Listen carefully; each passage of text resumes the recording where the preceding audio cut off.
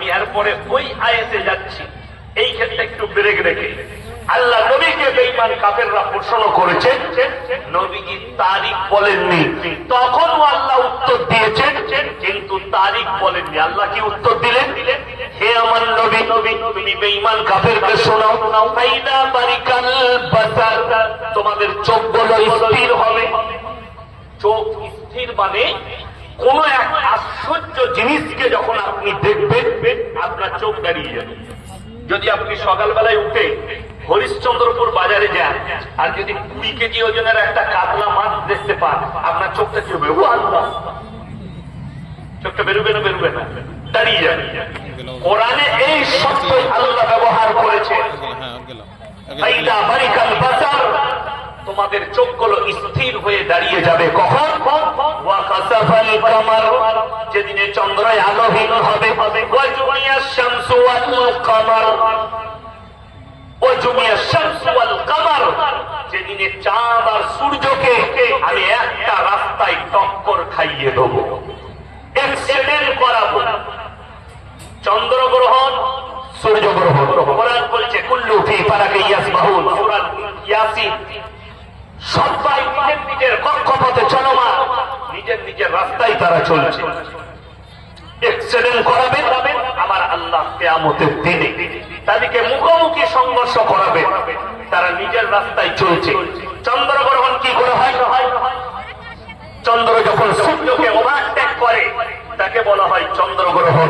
আর সূর্য যখন চন্দ্রকে ওভারটেক করে তখন বলা হয় সূর্যগ্রহণ।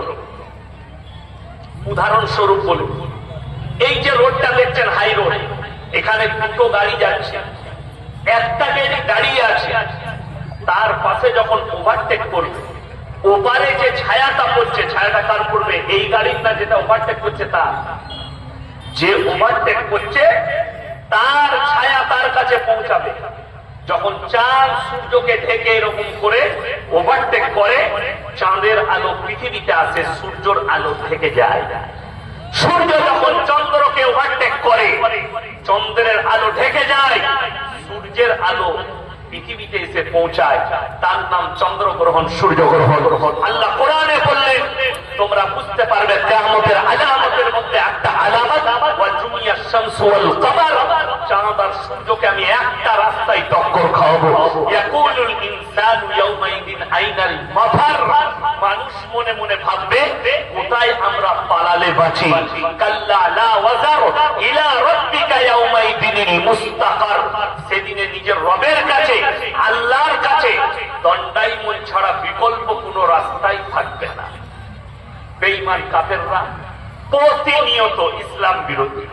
যেমন পৃথিবীটা ঘুরছে, যেটা বলেছে বিজ্ঞান কত বড় ভুল তথ্য দিয়েছে আপনাদেরকে বলে দিই। কোরআনে 30 পারা, প্রথম সূরা সূরা নাবা, আল্লাহ তাআলা এখানে বললেন, আলাম নাজআলিল আরদা মিহাদা ওয়াল জিবালা আওতাদা, আলাম নাজআলিল আরদা মিহাদা, আমি কি তোমাদের জন্য জমিনকে করিনি বিছানা, ওয়াল জিবালা আওতাদা, আর পাহাড়গুলোকে খুঁটো বেড়েছি, জমিন তুমি আর নড়াচড়া করবে না। আমরা তাফসীর আর হাদিসের ব্যাখ্যার মাধ্যম দিয়ে বুঝতে পাই, গবেষণা করে দেখতে পাই, আল্লাহ তাআলা এই দুনিয়াতে 1 ভাগ স্তর রেখেছেন আর 3 ভাগ পানি। এই জমিনকে সৃষ্টি করার পরে এই জমিন চারিদিকে ভেসে বেড়ায়। আল্লাহ কোরআনে বললেন, আমি খুঁটো গাড়লাম পাহাড়গুলোকে, ওয়াল জিবালা আওতাদা, যাতে জমিন তুমি আর নড়াচড়া না করো। জোরে বলুন সুবহানাল্লাহ। বিজ্ঞান তার উল্টো বলেছে। কেন? তাদের মিশন, ইহুদি নাসারা বেঈমান কাফের, তাদের মিশন হচ্ছে ইসলামকে দুনিয়া থেকে বিনাশ করা, ধূলিসাৎ করা, তাদের মিশন। আসামের মুখ্যমন্ত্রী মিডিয়ার সামনে ডাইরেক্ট বলছে, इस्लाम मिट जानी चाहिए, इस्लाम को मिटा दूंगा, दुनिया से मिट जानी चाहिए।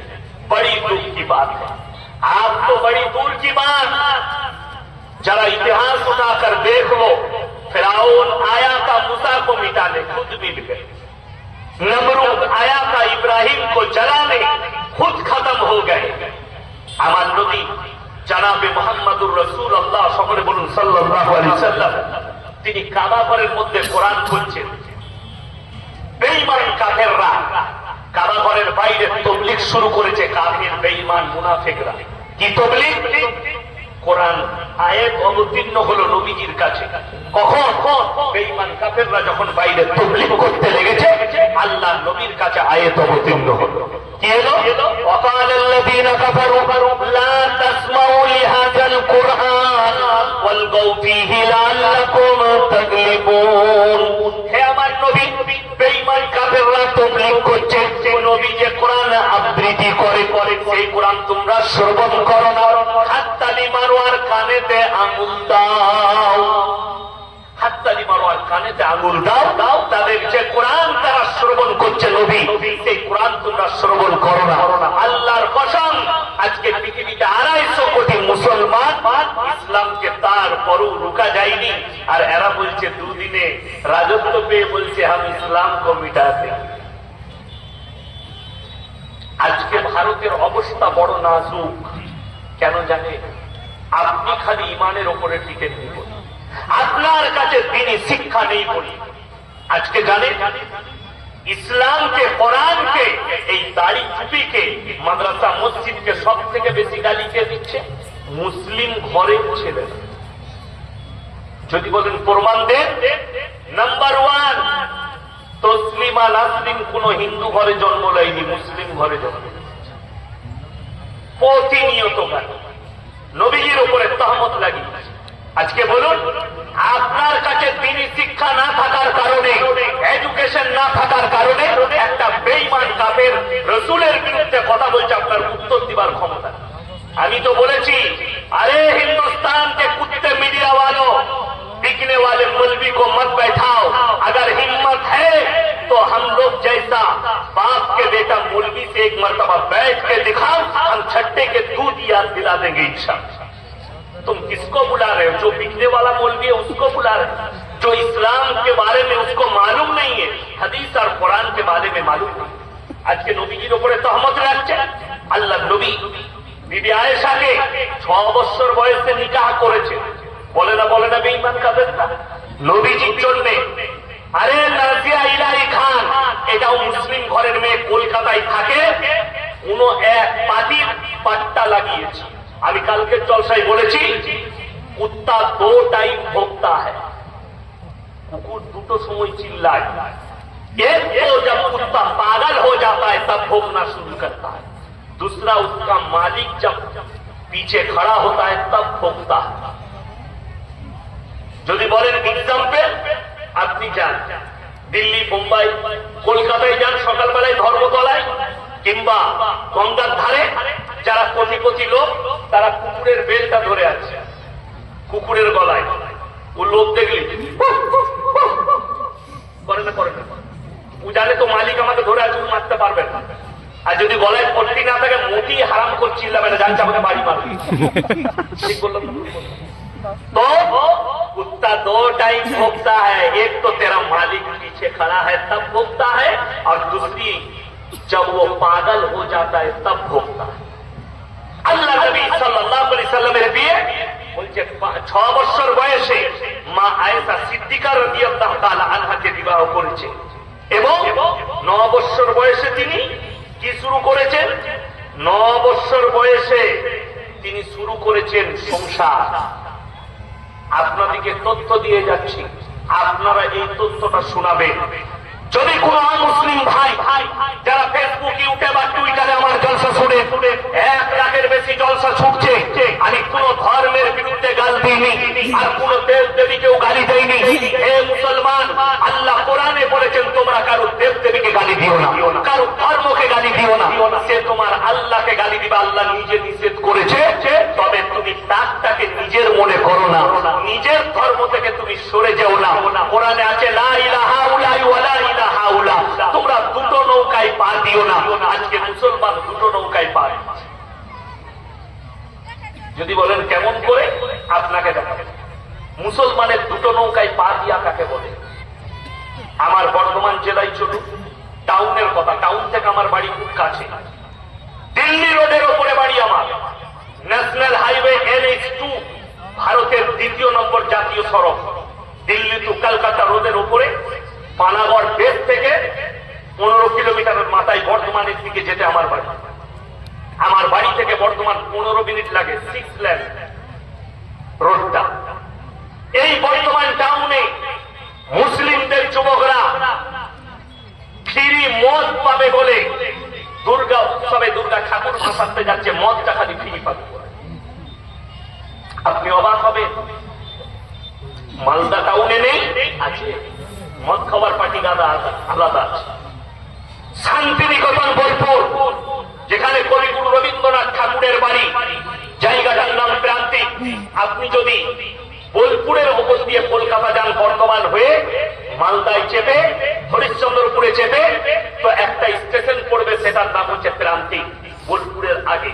যদিও সব গাড়ি দাঁড়ায় না, সব বড় লোকদের বাস, মন্ত্রী, আইপিএস, এমএলএ বহুজনা বাড়ি করেছে ওখানে বাংলো। ওই জায়গায় হোলির দিনে 70% অমুসলিম ভাই, 30% মুসলিম যুবক যুবতী শিক্ষিতরা থাকে হোলি খেলে। কেন? এরা খবর পেয়েছে, এরা ভাষণ পেয়েছে, ধর্ম যার যার, উৎসব সবার, অর্থাৎ অসুবিধা নেই। আরে ভাই, সম্প্রীতি যাদের মনে হচ্ছে এই মৌলী সাহেবদের বক্তব্যে সম্প্রীতি নষ্ট হচ্ছে, আরে হারামখোর, তোমার জানা হয়নি সম্প্রীতি কাকে বলে। কোরআন আর হাদিস আর রাসূল আকরাম সাল্লাল্লাহু আলাইহি সাল্লামের থেকে বড় সম্প্রীতি পৃথিবীর কেউ দিতে পারে না। তার কয়েকটা দলিল দেব। আল্লাহ রাসূলের হাদিস, তোমরা মুমিন ততক্ষণ হতে পারবে না যতক্ষণ পর্যন্ত তোমার কাছ থেকে তোমার প্রতিবেশী সুরক্ষিত নয়। আল্লাহ রাসূল বললেন, তোমরা দেখো না কোন জাতে, সে হিন্দু হোক, দলিত হোক, আদিবাসী হোক, খ্রিস্টান হোক, সে যদি ক্ষুধার্ত হয় খাবার দাও, বস্ত্রহীন হলে বস্ত্র দাও, বিপদে পড়লে পাশে দাও। তার মানে এটা নয় যে তার ধর্মটা তুমি পালন করবে, ওটার নাম সম্প্রীতি নয়। আল্লাহর কাছে যতগুলো পাপ আছে, সব থেকে নিকৃষ্ট পাপ হচ্ছে শিরকের পাপ। আল্লাহ ব্যতীত অপরকে রব হিসাবে মানা, অপরকে গায়রুল্লাহকে মানা। আমার জলসা বার করে দেখান, যদি একটা জলসা একটা ক্লিপ বার করতে পারেন, আমি কারো দেবদেবীকে গালি দিয়েছি, কারো ধর্মকে গালি দিয়েছি, কিন্তু আমি 100 to 100% যে আল্লাহ ব্যতীত ঠাকুরের উপাসনা করা বেদাত, শিরক, এটা আমি আমার কওমের মানুষকে বুঝাবো, আমার মৃত্যুকাল পর্যন্ত বুঝাবো। আল্লাহ ব্যতীত শুধু ঠাকুর নয়, কবর, গাছ, ঢিপি। আজকে দুঃখ লাগে কেন জানে? বহু মুসলমান আজকে মাজারে যায়, ঢিপিতে যায়, আর বহু হিন্দু ভাইও সেখানে হাজিরি দেয়। আমি 1 সপ্তাহ আগে কলকাতায় হাওড়া ডিস্ট্রিক্ট বাগনানে বলে এসছি, এই মুসলমান ভাই অবাক হবেন, তাদেরকে জিজ্ঞেস করলাম যে ভাই ইমানদারির সঙ্গে বলুন তো, কবরস্থান পবিত্র জায়গা না অপবিত্র? বললে হুজুর পবিত্র জায়গা। মাশাআল্লাহ, খুব ভালো বুঝে। আমি আজমিরে কে শুয়ে আছে? বলে খাজা মঈনুদ্দিন চিশতি রহমাতুল্লাহ। আমার সেই জায়গাটা পবিত্র না অপবিত্র? বলে পবিত্র। আমি বললাম সেখানে অপবিত্র লোক তাহলে ঢুকতে পাবে? বললে হুজুর না। আমরা তাহলে অভিষেক বচ্চন আর তার বউকে হলো আশীর্বাদ দিয়ে খাজা বাবার মাজারে, তাদেরকে জিজ্ঞেস করো তো ফরজ গোসল করনা, কথাটা বুঝতে পারেন? তাদেরকে জিজ্ঞেস করো পবিত্রতা কি, বলতে পারবে। আমি বোম্বেতে, সুরাট থেকে জলসা করে আমি বোম্বে যাচ্ছি, শতাব্দী এক্সপ্রেস। সকালে চেপেছি, সিটে বসে আছি, আমার সামনে দিকে একজন সিট পেয়েছে, বড় বড় চুল, অমুসলিম ভাই, তিলক লাগানো আছে। আমি বুঝতে পারলাম অমুসলিম। আমাকে সে বলছে, ভাই आप हाजी अली बाबा के मजार पे जा रहे हैं? हम लोग क्यों? बोले भाई मैं भी जा रहा हूं। हम लोग आपका क्या काम है? बोले अरे उधर जाता हूं बाबा के मजार पे तो हमारा दिल में चैन और सुकून आ जाता है। আমি তাকে উত্তর দিলাম, जिसका अल्लाह है उसका मजार नहीं है, और जिसका मजार है उसका अल्लाह नहीं। আমাকে বলছে आप टेढ़ा लाइन का आदमी। हम लोग मैं टेढ़ा नहीं हूं, तू टेढ़ा। पहले ये बताओ, तुम अपने भगवान पे विश्वास कर दो कि बाबा पे? बोला आपसे हम बात नहीं करें। कर ही नहीं पाओगे तो करो, कर ही नहीं पाओगे। আমাকে একজন অমুসলিম ভাই ফোন করে বলছে, আরে ভাই আমরা গাইকে মা বলি আর আপনারা জবর করে খান। আমরা খাই না গাই। আজকে তো প্রচুর গোস্ত খেলে, দারুণ খাওয়াছে। কটা গরু জবাই করেছিলেন? 18 কুইন্টাল। আল্লাহু আকবার। এমনি যদি বলে এলো গাই খানা বন্ধ কর দেंगे हम, বছরে যদি 18টা করে, তো আমাকে বলছে हम गाय को माता कहते हैं, आप गाय को क्यों खाते हैं? আমরা মা বলি, আপনারা জবাই করে খান। আমাকে বললে আপনি মায়ের দুধ খেয়েছেন, এমনও খেয়েছে, অবশ্যই আমরা সবাই খাই, হিন্দু মুসলিম সবাই খাই না মায়ের দুধ। তো আমাকে বললে মায়ের দুধ খান, তো মাকে জবাই করে খেয়ে দেন। আচ্ছা, দারুণ কথা, উত্তর তো নাই। আমি বললাম শোনো, আমি উত্তর দেবো, নিতে পারবে তো? আমার দোষ সবাই দেয় না, গাল দেয়। আমি গাল খাওয়া বক্তা। বললে আচ্ছা আপনি বলুন না, আপনার কাছে কি উত্তর আছে দেখি। আমি সহ্য করতে পারবি না, আমার ইঞ্জেকশন খুব খারাপ। বলে বলুন। আমি বললাম তুমি গোবর খাও? বলে হ্যাঁ। মুখ খাও? জি। আমি বললাম গোবর আর মুখ খাও আর গায়ের দুধও খাও আর গাকে মা বলো, তো তুমি নিজের মায়ের দুধ খাও? তো বলে হ্যাঁ। আমরা মায়ের মুখ আর গু খাই না কেন? কথা বুঝতে পেরেছেন না? তুমি গায়ের দুধ খাও, মা বলো, আর গায়ের মুখ আর গোবর খাও, তাহলে নিজের মায়ের দুধ খাও, নিজের মায়ের গু আর খাস না কেন? মুখ। সে আমাকে 2-4টা মা বোনের গালি দিয়ে কোনটা কেটে দেবে। আমি বললাম, প্রথমেই বললাম তুমি নিতে পারবে না আমার উত্তর। বড় কষ্ট লাগে। যারা মূর্খ, একটা গায়ের বাচ্চা, সেও জানে আমার জন্য মুখটা শোভনীয় নয়, গোবরটা শোভনীয় নয়, আমাকে দুধটাই খেতে হবে। আর আল্লাহ তাআলা কোরআনে যতগুলো হালাল করেছেন, এগুলো সব আমাদের জন্য বৈধ। জনে বলুন সুবহানাল্লাহ। একজন আমাকে বোম্বেতে জিজ্ঞেস করছে, গুজরাটি, বললে ভাই हम लोग सिर्फ ভেজিটেবল ভেজিটেরিয়ান, আমরা খালি সবজি খাই আর কিছু খাই না। আমি চ্যালেঞ্জ ছুড়ে বললাম, কোন বিজ্ঞানের স্টুডেন্ট যদি থাকে, সে যদি চ্যালেঞ্জ অ্যাকসেপ্ট করে, একটা গাছের প্রাণ আছে কিনা? সকলে বলুন। বিজ্ঞান বলছে গাছের প্রাণ আছে। একটা সবজি প্রাণ আছে, একটা গাছ সবজি যেটা খাচ্ছেন, পালং শাক বলুন, ফুলকপি বলুন, যে কোন সবজি তার প্রাণ আছে। তারা কথা বলতে আর লড়ন চরণ করতে পারে না, কিন্তু আল্লাহ তাদেরকেও প্রাণ দিয়েছে। তাইলে তোকে শুধুমাত্র পানি খেয়ে থাকতে হবে। কথা বুঝতে পারছেন? প্রাণ মেরে যদি না খাস, আল্লাহ বললেন আমি তোমাদের জন্য যেগুলো হালাল করেছি তোমরা নির্দ্বিধায় খাও। এরপর চলুন, যে নেমক হারামরা বলছেন নবীর উপরে তহমত লাগাচ্ছেন, তাজিয়া ইলাই খান, তসলিমা নাসরিন, তোমার মতো হারামের আওলাদ শুনে দাও। অনেকজন মনে করবেন না জেনে কেউ কি হারামের আওলাদ বলা যাবে না। আমার কাছে প্রুফ আছে, তসলিমা নাসরিন বৈধ সন্তান নয়, অবৈধ, নিজের মুখে বলেছে। যদি বলেন দলিল, বইটার নাম লজ্জা। বইটার নাম কি বললাম? লজ্জা। সেই লজ্জা বইয়ে লিখেছে, আমি আমার মাকে আমার চাচার মশারিতে দেখেছি, নিজে লিখেছে। তো যার সম্পর্ক, যার মায়ের সম্পর্ক চাচার সাথে, যার জন্ম চাচা দিয়েছে, এটা বৈধ না অবৈধ ইসলামে? অবৈধ। তার মানে সে হারাম আওলাদ। তুমি নবীজির উপরে তহমত লাগাচ্ছ। শোনো, নাম্বার 1, ঈশ্বরচন্দ্র বিদ্যাসাগর, তিনি যখন বিবাহ করেছেন, তিনার স্ত্রীর বয়স ছিল মাত্র 8 বছর। কত বললাম? 8 বছর। দ্বিতীয় নম্বর, রবীন্দ্রনাথ ঠাকুর, কবিগুরু রবীন্দ্রনাথ ঠাকুর যখন বিবাহ করেছেন, তিনার স্ত্রীর বয়স ছিল 11 বছর। বঙ্কিমচন্দ্র চট্টোপাধ্যায় যখন বিবাহ করেছেন, তিনার স্ত্রীর বয়স ছিল মাত্র 5 বছর। আগে চলুন, দেবেন্দ্রনাথ ঠাকুর, তিনি যখন বিবাহ করেছেন, তিনার স্ত্রীর বয়স ছিল 6 বছর। শিবনাথ শাস্ত্রী যখন বিবাহ করেছেন, উনার স্ত্রীর বয়স ছিল আপনার 10। রাজনারায়ণ বসু, তিনি যখন বিবাহ করেছেন, স্ত্রীর বয়স ছিল 11। যতীন্দ্রনাথ ঠাকুর, তিনি যখন বিবাহ করেছেন, তিনার স্ত্রীর বয়স ছিল মাত্র 8 বছর। আপনার সতেন্দ্রনাথ ঠাকুর যখন বিবাহ করেছেন, তিনার স্ত্রীর বয়স ছিল মাত্র 7 বছর। ইনাদের মধ্যে সব থেকে কম বয়সী বিবি কার? বঙ্কিমচন্দ্র চট্টোপাধ্যায়ের। আমি বলে যাচ্ছি, আমাদের কোনো মুসলমান এটাতে আপত্তি করেনি, করেছে? কথা বলে আমাদের কাছে আপত্তিও নেই। কেন? তিনারা বিবাহ করেছেন, তার মধ্যে তিনারা ভালো জানবেন।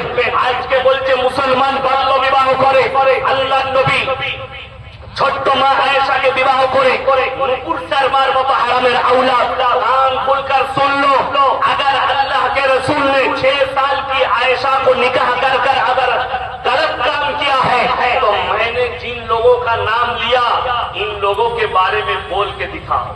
अगर हिम्मत है तो बोल के दिखाओ। কেন এই কথাগুলো বলতে পারছে? আপনার আমার এই বক্তব্য এই ইউটিউবার ভাইরা ছড়াবে, আমার অমুসলিম ভাইদের কাছে তথ্য যাবে। এই তথ্য যদি ভুল হয় আমার নম্বর গুগলে পাবেন, ইউটিউব ফেসবুকে পাবেন, আমাকে ফোন করে তথ্য দিবেন যে আপনি ভুল বলেছেন। এই তথ্য আমি যেখান থেকে সেখান থেকে নিইনি, আমি প্রমাণ পাবো এই তথ্যগুলো সত্য। আর যারা বদনাম দিচ্ছে ইসলামের, ওই জন্য আপনাদেরকে বলছি সকলে দ্বীনি শিক্ষা অর্জন করুন। সকলে জোরে বলুন ইনশাআল্লাহ। কোন মৌলবী বলেছে? আমার আগে দুজন বক্তব্য দিয়েছে, একজনও বলে গেছে। আপনারা আরো জলসা শুনছেন, কোন মৌলবী বলেছে আপনার ছেলেকে হাফিজে কোরআন করুন, মসজিদে ইমামতি করান, আপনার ছেলেকে আলেম করুন, সেই ছেলেটা সব ছেলেকে আলেম করুন। ডাক্তার করা যাবে না, মাস্টার করা যাবে না, প্রফেসর করা যাবে না। কে বলল?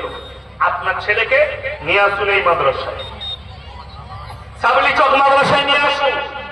বয়স মাত্র 7 বছর, আমাদের হাতে তুলে দেন।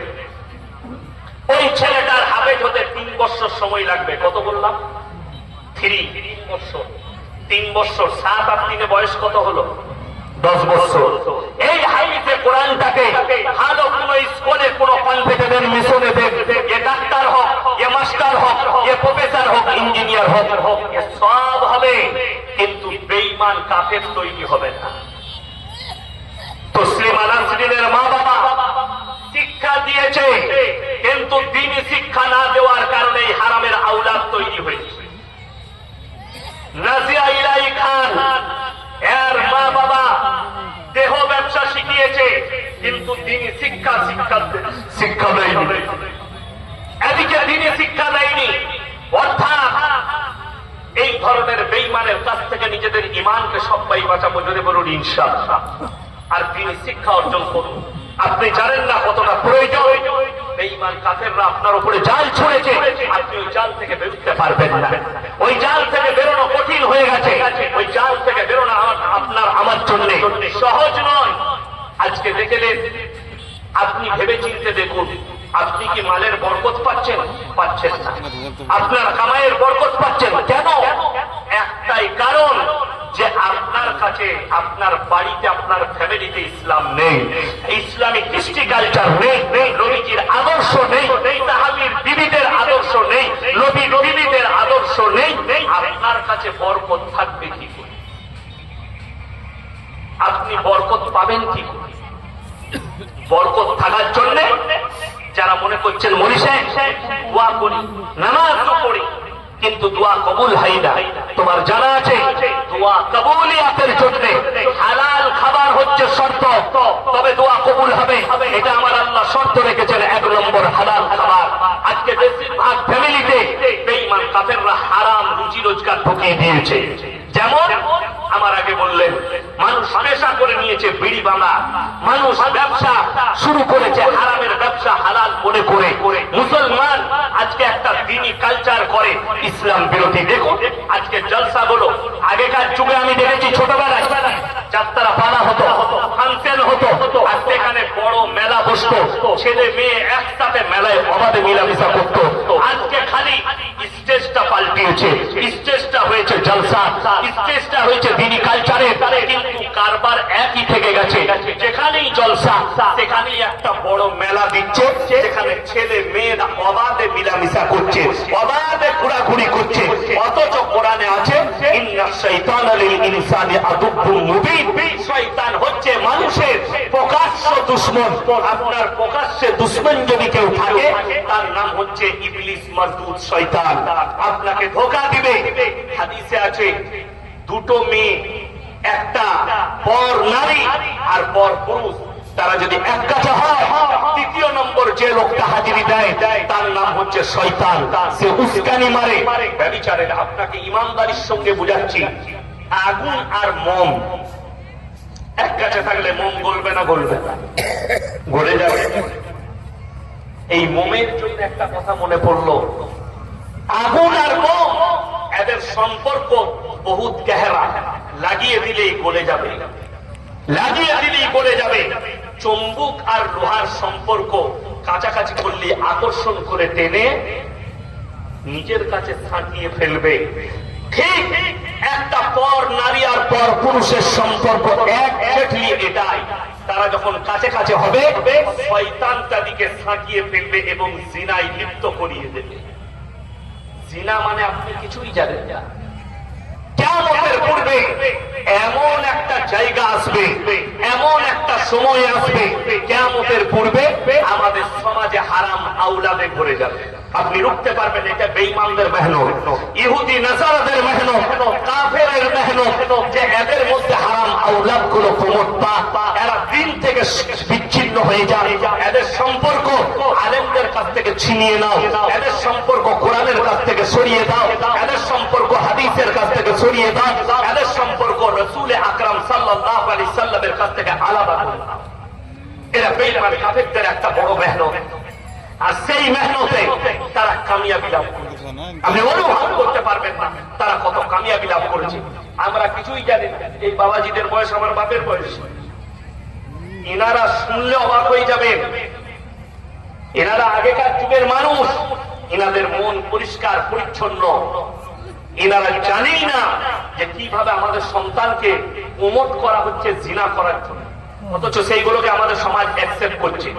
এখানে যদি আমি যুবক থেকে দাঁড় করাই, 100টা মুসলিম যুবকের মধ্যে 70টা যুবক আরবি 12টা মাসের নাম বলতে পারবে। ঠিক বললাম না ভুল বললাম? আপনি মাদ্রাসার একটা আউয়াল ক্লাসের ছাত্র নিয়ে আসুন, সে আপনাকে 12টা মাসের নাম শুনিয়ে 12টা মাসের। অথচ একটা মুসলমানকে জিজ্ঞেস করুন, কি এখন থেকে প্ল্যান করে রেখেছে 1 জানুয়ারি কি কি অনুষ্ঠান করুন। কালিয়াচকে বেশিরভাগ মুসলিম আছে না হিন্দু আছে? মুসলিম। 30 ডিসেম্বর 2023 সাল আমার জলসা ছিল 30 ডিসেম্বর মালদা গয়েশবাড়ি, সুজাপুর গয়েশবাড়ি। আমি জলসা শেষ করেছি পাক্কা 11টা 45-এ। গাড়ি ছাড়লাম, 13 মিনিটে আমার ড্রাইভার গাড়িটা কালিয়াচক স্ট্যান্ডে লেগেছে। 13 মিনিট লেগেছে গয়েশবাড়ি থেকে, মাত্র 13 মিনিট দাঁড়িয়েছি। জ্যাম। কিসের জ্যাম? আমি ম্যানেজারকে বললাম, দেখো জ্যাম কিসের আছে, বাড়ি যাবো। বলছে হুজুর দাঁড়াতে হবে। কি হয়েছে? বলছে গোটায় বোম বিছানো আছে, চারিদিকে মুসলিমদের যুবকরা দাঁড়িয়ে আছে, 5 জানুয়ারি পালন করবে, প্রশাসন বাবুরা দাঁড়িয়ে আছে। কাটাই কাটাই 12টা বাজলো, আগুন ধরিয়ে দিল বোমগুলো। কয়েক লক্ষ টাকার বোম ফাটিয়ে 5 জানুয়ারি পালন করলো। হাইরে মুসলমান, এটা ইহুদি আর নাসারাদের কালচার, খ্রিস্টানদের কালচার। আরে মুসলমান 25 ডিসেম্বর পালন করছো, এটা ইহুদি নাসারাদের কালচার। যদি বলেন মনি সাহেব কোথায় মানা আছে, কোরআন খুলেন, আপনি কোরআনের মানে পাবেন। লোকটা তফসিরে যেতে হবে। গায়রিল মাগযুবি আলাইহিম ওয়ালাদ-দাল্লিন, মাগযুব মানে ইহুদি আর দাল্লিন মানে নাসারা। এই দুটো দলই পদভ্রষ্ট, আর এদের যারা অনুসারী হবে তারাও পদভ্রষ্ট হয়ে যাবে। আপনি তাদের অনুসরণ করছেন। শুধু তাই নয়, জিনাটা ঠান্ডা মাথায় তারা কিভাবে আমাদের সন্তানদের মাথায় জিনাটাকে আম করে দিচ্ছে শুনেলেন। তারা নাম দিয়েছে 14ই ফেব্রুয়ারি ভ্যালেন্টাইন ডে, কাজ হচ্ছে জিনা করা। তারা নাম দিয়েছে রোজ ডে, কাজ হচ্ছে জিনা করা। তারা নাম দিয়েছে চকলেট ডে, কাজ হচ্ছে জিনা করা। তারা নাম দিয়েছে কিস ডে, কাজ হচ্ছে জিনা করা। তারা জিনাটাকে আমাদের কাছে আম করে দিয়েছে। আর কিয়ামতের আলামতের মধ্যে একটা আলামত, রাস্তাঘাটে নারী পুরুষ কুকুরের মতো জিনা করতে লাগবে, তখন জানবে কিয়ামত কাছে চলে এসেছে। এই ইমানদার ব্যক্তিরা বাড়ি থেকে তখন বের হতে পারবে না, জিনা আম হয়ে যাবে। বেঈমান কাফেররা সেই ব্যবস্থাই করেছে। আজকে আমি এসেছি, আমার পরিচয় যদি ইনারা কেউ জানতে চান, আপনি কে, বর্ধমান জেলা, আমি আমার বাপের নাম বলবো না, মায়ের বাবা। আমি যদি এখানে এখানে কেউ কি জিজ্ঞেস করি ইনাকে আপনি কে? ইনি বাপের নাম বলবেন না মায়ের। যদি বাবা মারা যায় তাও বলবে আমি মৃত অমুকের ছেলে, ঠিক কিনা? মৃত অমুকের ছেলে তাও নাম বলবে। বেঈমান কাফেররা শুনেলেন আল্লাহ রাব্বুল আলামিন ইনসানের যে পরিচয় ঘটিয়েছেন ওটা বাপের দ্বারা। আপনাদের এখানে ছাগল নেই? ছাগলের বাচ্চা হলে পাঁঠার বাচ্চা বলেন না ছাগলের? ছাগলের গায়ের বাচ্চা হলে ষাঁড়ের বাচ্চা বলেন না গায়ে? গায়ের বাচ্চা। আল্লাহ জানোয়ারের পরিচয় ঘটিয়েছে মায়ের দ্বারা, আর ইনসানের পরিচয় ঘটিয়েছে বাপের দ্বারা। একটা জানোয়ার মাঠে যাবে, তার সঙ্গে 5টা পাঠা মিলামিশা করতে পারে, আর বীর্য থেকে বাচ্চা হয়েছে এটা আল্লাহ ছাড়া কেউ জানে না। একটা গাই মাঠে যাবে, 5টা ষাঁড় মিলামিশা করবে, তার বীর্য থেকে বাচ্চা হয়েছে এটা আমার আল্লাহ ছাড়া পৃথিবীর কেউ জানে না। আমার মুসলমান ভাই, বেঈমান কাফেররা এমন একটা আদর্শ এনে দিয়েছে স্কুল কলেজ ইউনিভার্সিটি এই স্টুডেন্টদের কাছে, শিক্ষিতদের কাছে, সেটার নাম দিয়েছে রিলেশনশিপ, প্রেম, রিলেশনে থাকা। এক সপ্তাহ আগেকার খবর, একজন দামি ফুটবলার, যদিও আমি তাকে চিনি না, কিন্তু কোন এক দেশের মারাত্মক দামি ফুটবলার, তার গার্লফ্রেন্ড প্রেগনেন্ট আছে। তিনি ফটো ছেড়েছে ফেসবুকে, আমি প্রেগনেন্ট। তার ওই বয়ফ্রেন্ড ফুটবলারটা একটা ছেলের নাম ঠিক করে ফেসবুকে পোস্ট করেছে, আমার সন্তানের এই নাম রাখবে। তার গার্লফ্রেন্ড দ্বিতীয়বার পোস্ট করছে, এই বাচ্চা তোমার নয়, তোমার সঙ্গে ঝগড়া হওয়ার পরে আমি একটা অন্য ছেলের সঙ্গে মিলামিশা করেছি, বাচ্চাটা তার। জোরে বলুন নাউজুবিল্লাহ। এই আখলাকটাই বিনা বাপে জন্ম দেবে ওই ছেলেটা, তার পরিচয় হবে মায়ের দ্বারা। তাদের মধ্যে আর জানোয়ারের মধ্যে কোনো পার্থক্য নেই।